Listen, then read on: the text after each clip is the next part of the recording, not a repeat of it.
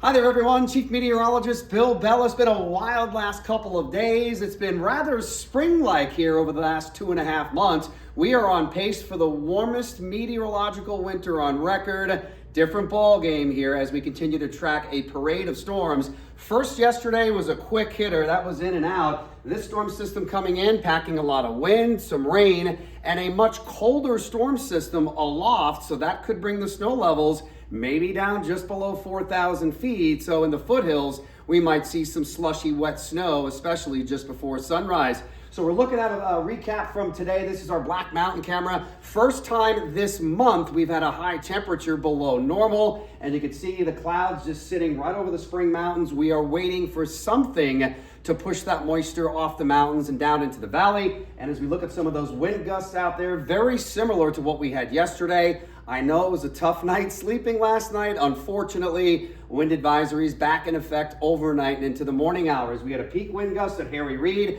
just under 50 miles an hour. Angel Peak, 65 mile an hour gusts, and I expect those kind of numbers, unfortunately, throughout the night. So we go to Lee Canyon, 8 inches of snow, not only snowing, but it is blowing out there. We could end up doubling that total by the time we get into the next 24 to 36 hours. So great skiing and riding conditions. You've got Mammoth approaching 4 feet of snow. These are 24-hour snow totals. Snowbowl, that's just north of Flagstaff in Arizona. Alta and Snowbird and Bryan Head coming in just around a foot.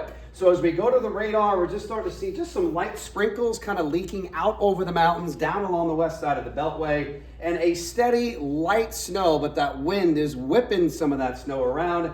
And you can see how the moisture is just camped up and that band of snow is starting to build. And eventually, once the storm system comes off the Sierra, that should really intensify the snowfall rates. And then it's a waiting game on whether or not just how much of that can get down to the valley floor. Classic storm system. There's the upper level low. You can just, by the look of that, you've got a lot of cold air aloft. So this is what's coming in late tonight into early tomorrow. So that's the second of 3 storms, with the third one coming in on Thursday. So let's take a look at the hour-by-hour forecast as we get closer to midnight. Here's the clock here at about 11 o'clock. That's when the snow really ramps up. And then we only have about a 2-hour window. That's roughly 2 to 4 a.m. to get some of this rain and maybe some wet snowflakes in the mix. So at 1 a.m., you start to see that band of showers. Snow levels again coming down to about 4,000 feet. Heads up on Mountains Pass. It could be quite dicey. And remember, with that wind out there, both hands on the steering wheel. So at 2 to 3 a.m., there comes the cold front. And really by about the time the sun comes up, most of this should be gone as the band of rain and snow crosses the lower Colorado.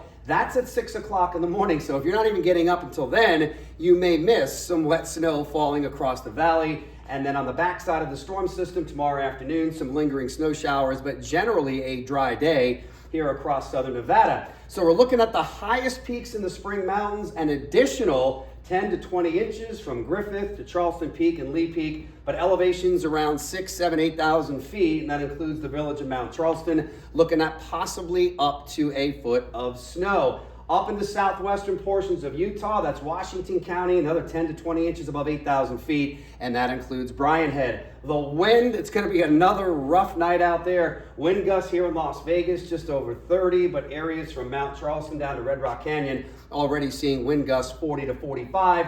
There's the wind advisory now till 7 a.m. And you'll notice it's going to be rocking and rolling all night. So at midnight, still looking at widespread wind gusts, about 40 plus, and then areas in and around the Spring Mountains, especially by the morning hours, high-res models indicating we might have a wind gust topping 50, maybe 60 miles an hour. And it's not until the late afternoon hours that the pressure gradient, that squeeze effect between the storm systems, starts to ease off and things do settle down. And we're quickly looking at these temperatures right now in the 40s and 50s. Wind chills in the Spring Mountains are in the teens, and it feels like 31 at Red Rock and 31 in Alamo. Just a quick recap of February. As I mentioned earlier, it's the only day this month we've had a high temperature below normal. We had 9 straight days at 70 plus. And as it stands now, this is easily the warmest February on record. I do not think this will stand, but I do think we'll end up in the top 5.